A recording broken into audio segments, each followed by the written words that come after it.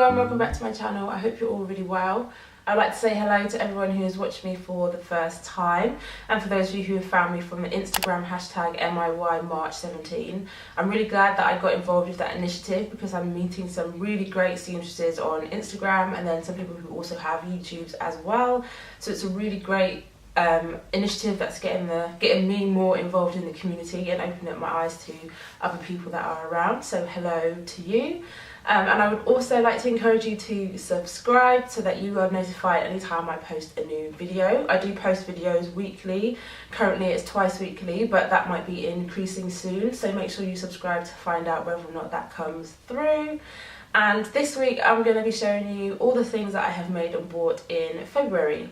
This month I needed to buy some new tools to help me with my sewing. The first thing I bought was a new sewing gauge because the one that I have has faded on the 1.5 centimetre mark and is about to start fading on the 2.5 centimetre mark. The second thing that I bought was a new seam ripper because the one that I have is so blunt it can barely cut through any kind of fabric, whether it's really thin chiffon or if it's slightly thicker chiffon that's backed with interface. It just doesn't want to cut through it at all. Then I also got myself some little hook and eyes because you can never have too many, and the ones that I have were just floating around in different places, and the ones that I bought came in a little box, so that was really helpful. So I just added mine in there to them and now they all sit together like a happy family. Then I also bought two patterns this month. They're both from Simplicity and I wasn't planning on buying any patterns this month, but they were on a half price special and I just happened to be in John Lewis at the time. I had a few minutes to flick through the catalogue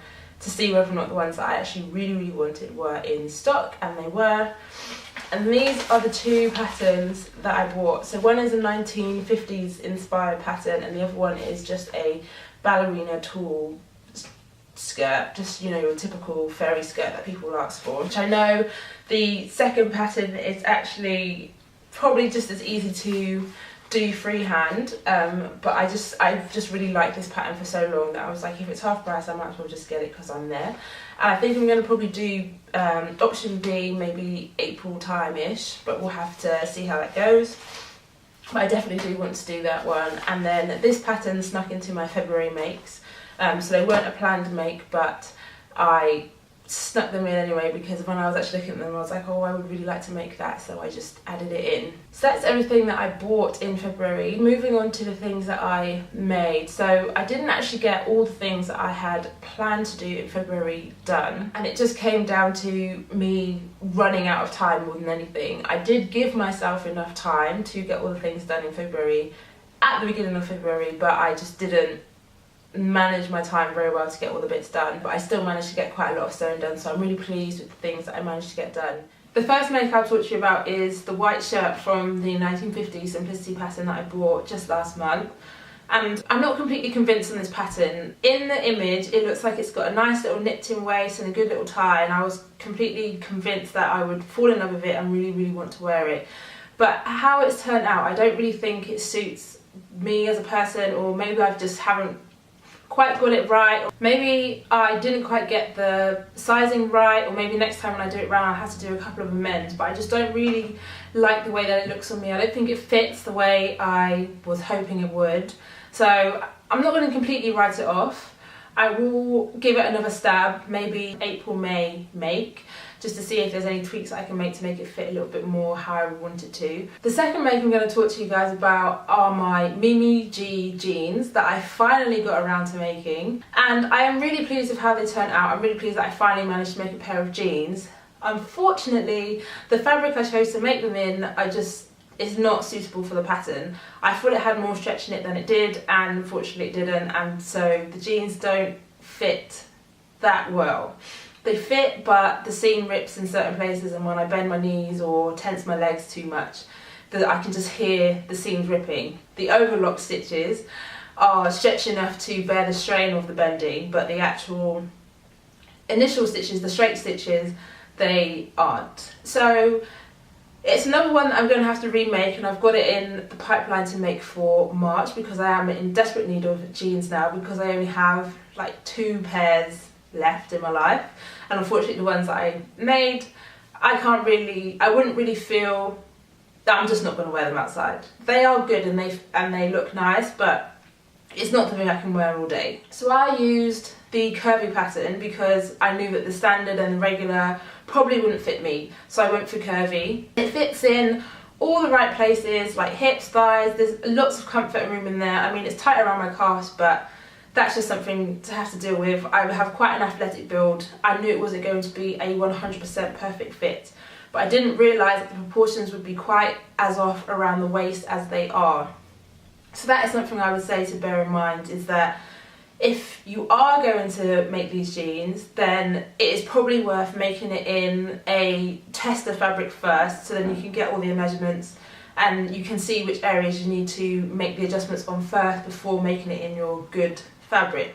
Overall, I was really pleased with the jeans, and it is something I am going to make again and continue to work on and improve. But I think I'm also going to look for some other jeans patterns that are out there. I know one company, Deer and Doe, do a high-waisted jeans, and I do quite like a high-waisted jean, so I might investigate that pattern as well. The next two things I want to talk to you about are unplanned makes. The first one is the bra top, the first bra top I made using the 1950s inspired pattern. And I had some leftover khaki fabric from a dress that I had previously made, and I thought, why not just try it out in that, because the fabric was fairly sturdy enough, but it was also a bit of an interest.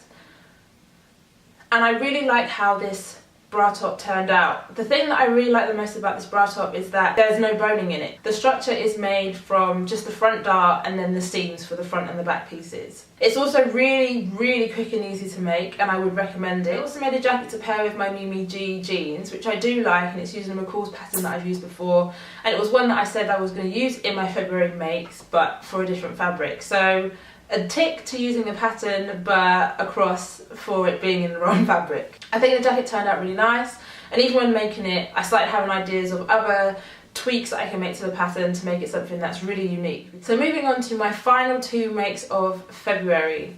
So the first one I'm going to talk to you about really quickly is just a grey version of the bra top that I made in the khaki. A completely unplanned make, but I had leftover fabric from the trousers that I made in the same fabric, so I thought I would make a top just to accompany it.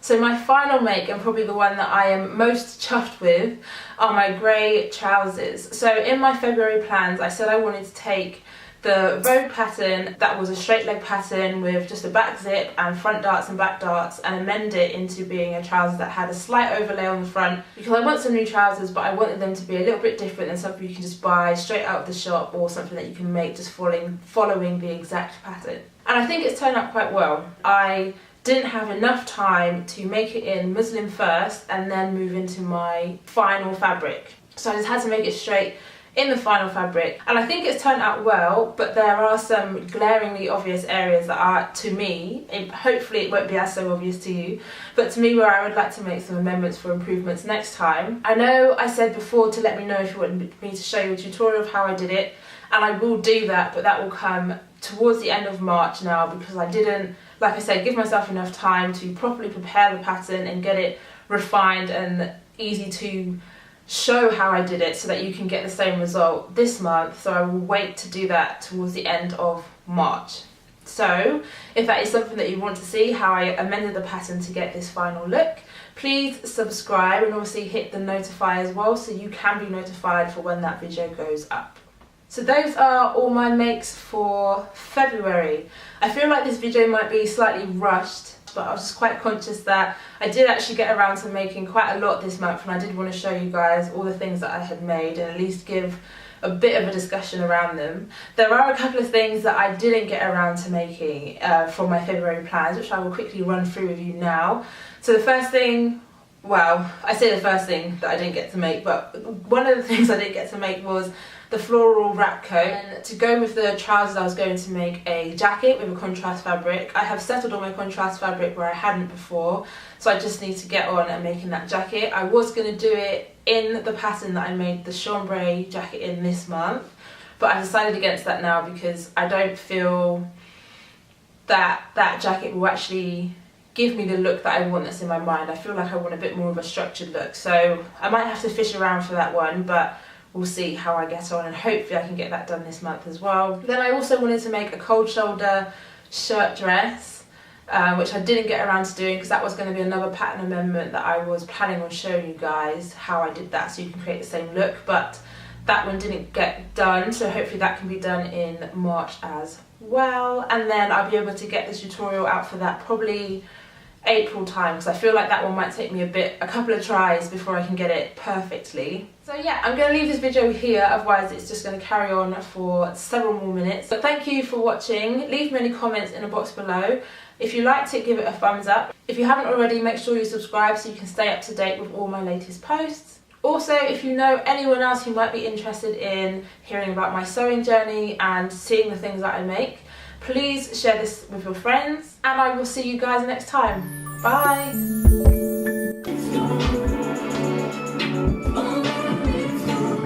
Yeah.